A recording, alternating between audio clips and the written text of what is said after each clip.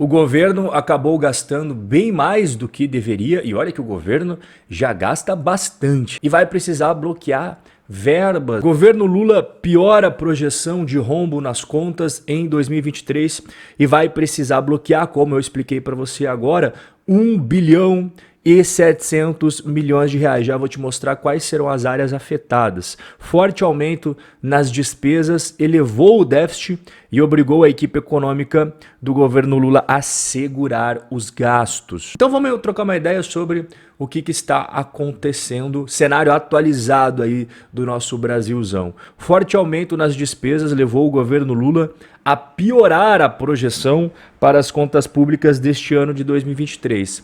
O déficit é estimado em 136 bilhões e 200 milhões de reais. O déficit é o quanto que você arrecada e o quanto que você gasta. Então, quando você arrecada muito mais do que você gasta, você tem um superávit, que é o cenário ideal para qualquer governo. Acontece que o governo é feito de pessoas que não têm lá um grande apreço em ter equilíbrio, em gastar menos do que arrecada. Pelo contrário. Então, é muito mais comum você ver déficits acontecendo do que superávites. E essa diferença, esse rombo para o ano de 2023, é como eu expliquei, de 136 bilhões e 200 milhões de reais. E o governo sempre faz projeções, né? Ah, eu acho que vou ter um déficit de tanto, vou ter um superávit de tanto. E essa de agora piorou bastante em relação à de março, que já era ruim.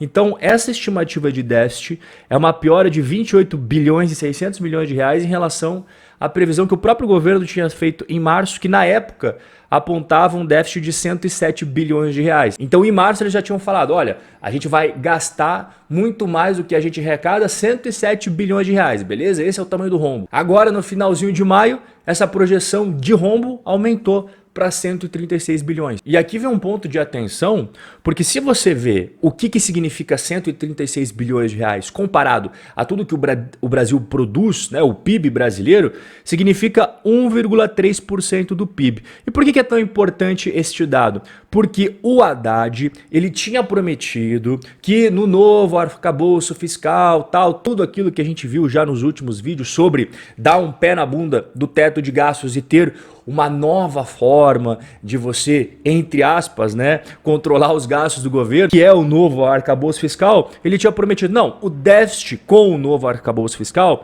vai ser de apenas 0,5% do PIB. Essa foi a promessa. Só que quando a gente vai para os dados, de fato, não apenas as promessas, 136 bilhões. É 1,3% do PIB, ou seja, o dado que o Haddad trouxe aqui está muito fora da realidade e muito provavelmente não vai ser alcançado. Já fica aqui então o primeiro ponto de atenção, o arcabouço fiscal já começou não trazendo o que falou que ia trazer. O que não deve surpreender ninguém que mora no Brasil, né? Você sempre tem as promessas, você sempre tem aqui as projeções super otimistas do governo que sempre acaba não se concretizando. Então, até aqui tudo normal, infelizmente. E por que o governo vai ter que bloquear gastos? Porque o crescimento da despesa foi de 24 bilhões e 200 milhões de reais. E isso ultrapassaria o limite de teto de gastos atual, aquele antigo que ainda está em vigor. Ele não foi substituído de fato pelo arcabouço fiscal. Vai ser, tá?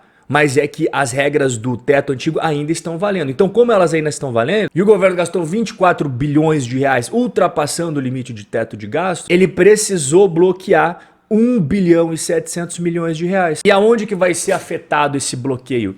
Em despesas discricionárias, né, que chamam despesas de custeio. O que é isso, traduzindo em palavras mais fáceis? É, por exemplo, os gastos com manutenção e conservação, novos investimentos também, tudo isso pode ser considerado. Então é aí que a torneirinha vai fechar. Mas e por que o governo gastou tanto a mais, né? Um dos fatores primordiais que contribuíram para esse aumento dos gastos foi um negócio aqui que é típico a cara do Brasil. O Lula já tinha falado há muito tempo atrás que quando chegasse o dia 1º de maio, que é o dia do trabalhador tal, ele iria fazer o quê? Aumentar o salário mínimo para R$ 1.320. Então ele já vinha falando há meses atrás que ia fazer isso. Então o que é o mais plausível? Você, se estivesse trabalhando no governo, na parte do orçamento, você ia falar, beleza, o cara já prometeu que vai ter esse aumento, então a gente tem que fazer o quê? A gente tem que botar nas contas. Olha, o salário mínimo não vai mais ser isso daqui, vai ser isso daqui. E por que é tão importante o salário mínimo? Porque tudo que você vai ver ali de benefícios previdenciários, auxílios, é calculado com base no salário mínimo. Então se o Lula já avisou, ó, lá dia 1º de maio eu vou aumentar o salário mínimo. Você, se trabalhasse ali no orçamento, você tinha que fazer o quê? Ó, o cara já falou que vai rolar. Então já vou calcular todos os gastos de despesas que são consequência do aumento do salário mínimo. Só que o que fez o pessoal malandramente, né? Como ainda não estava efetivado, estava apenas prometido, eles nem colocaram isso nos cálculos. Só que teve uma hora que teve que colocar, né? E foi justamente agora. Com a inclusão do novo valor do salário mínimo, houve um aumento de 6 bilhões de reais nos benefícios previdenciários e de 3,9 bilhões nos gastos com abono salarial e seguro-desemprego. Igual eu expliquei para você agora há pouco, toda vez que você tem o aumento do salário mínimo, você acaba tendo um efeito cascata e uma série de outras coisas, né, como os benefícios que eu acabei de explicar para você. Essa manobra do pessoal do orçamento, inclusive, deixou o pessoal do Ministério da Previdência Social bem irritado, porque não estava refletindo de forma precisa, né, a dinâmica das despesas do ano. Ah, o Lula prometeu o aumento do salário mínimo? Pô, já coloca nas contas essas despesas aí. Não, deixa para depois, tá bom. Aí acabou estourando agora, entende? Mas não foi só isso, teve outras coisas também. Houve uma ampliação, tá, de 3 bilhões e 900 milhões de reais para você custear os gastos, né, daquela lei Paulo Gustavo. Quando essa lei foi aprovada, é aquela lei para ajudar, apoiar o setor cultural, os artistas. Ficou combinado que o governo federal, né, a União, iria repassar, iria prestar apoio financeiro para os estados e municípios. Então o governo Lula resolveu fazer o quê?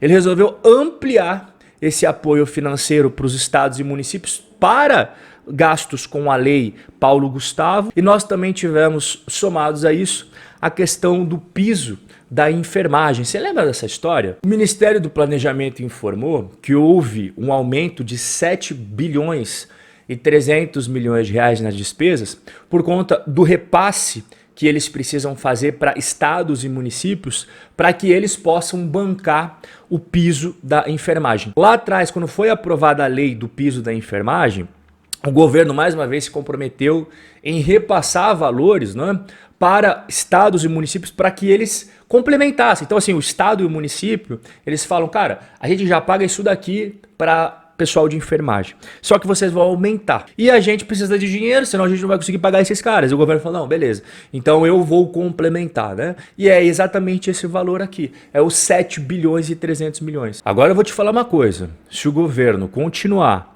com isso que você acabou de ver, temos previsão de déficit, é 107 bilhões, opa, passou um tempinho, temos uma nova atualização, agora é 136 bilhões. E continuar nessa atuada aí, ó, vou te falar, tem apenas duas saídas. Primeira, você fechar o rombo através do quê? Aumento de impostos. E isso você tá vendo que tá acontecendo. Toda semana a gente tá trocando uma ideia aqui, um imposto novo, subiu uma alíquota de um imposto que já existe. Essa é uma das formas, aumentar a carga tributária, aumentar a arrecadação, ganhar mais dinheiro no lombo das pessoas e das empresas. A segunda é a dívida.